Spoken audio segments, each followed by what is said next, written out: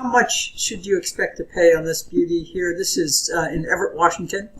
This could be considered a suburb of Seattle, but it's kind of it's a community in its own right. Boeing is a big hub in this community. They make a lot of Boeing airplanes here, so a lot of Boeing employees live in and around this area.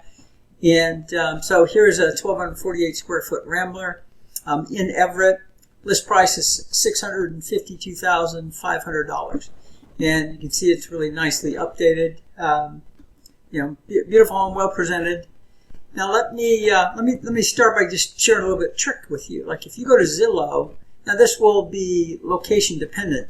Different counties have different accessibility to county tax records online. Some counties, for example, Latah County, Idaho, we do business there. You can't get that information.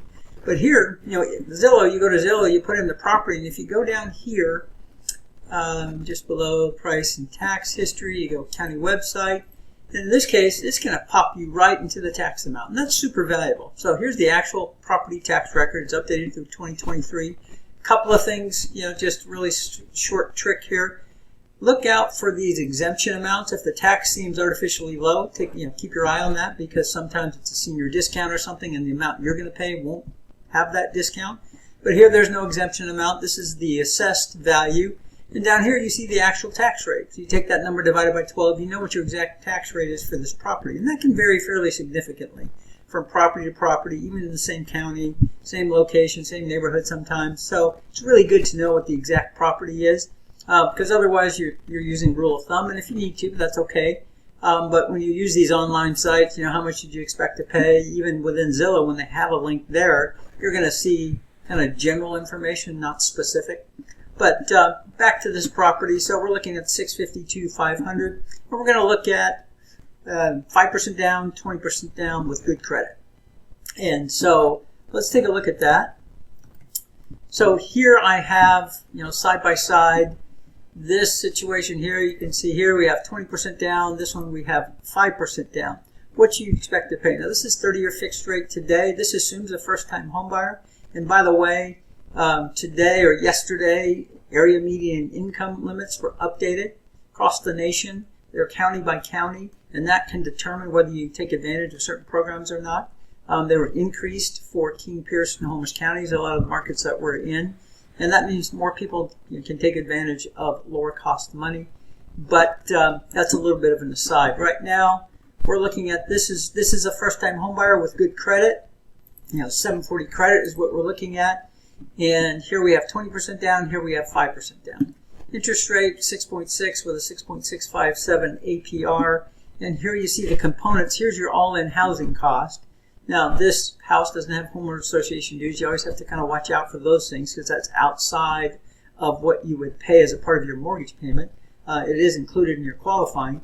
But here you have your principal and interest, your real estate taxes, which we just looked up, and your homeowner's insurance. Homeowner's insurance is a little more difficult to estimate for everybody, but also less important because it's a relatively small number. You can miss it by 100%, and it's it's $100 a month difference in your payment. Obviously, that matters, but it's just sort of a hyperbolic example of you don't have to be super close.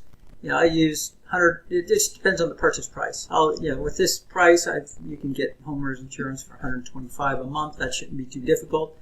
And you see here we're putting 20% down, so there's no mortgage insurance.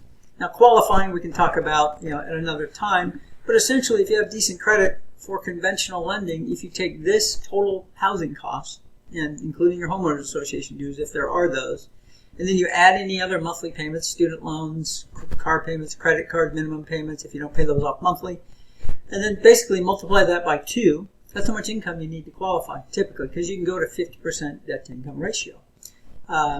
So here's your monthly payment, and your all-in cost for this is going to be about $141 with 20% down. That assumes certain fees, and that's beyond the scope of this video.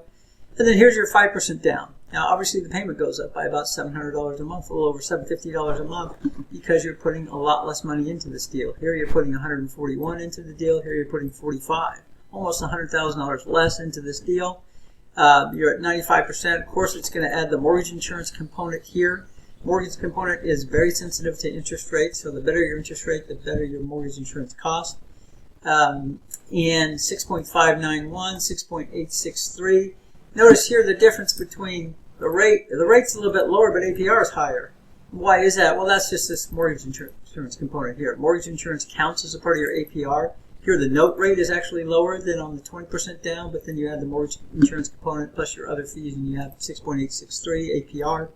Yeah, that's really it for now. Obviously, there's a lot of factors that go into your particular circumstances, what your pricing will be, your credit score, all manner of factors, what your total income is, whether you're a first-time home buyer or not.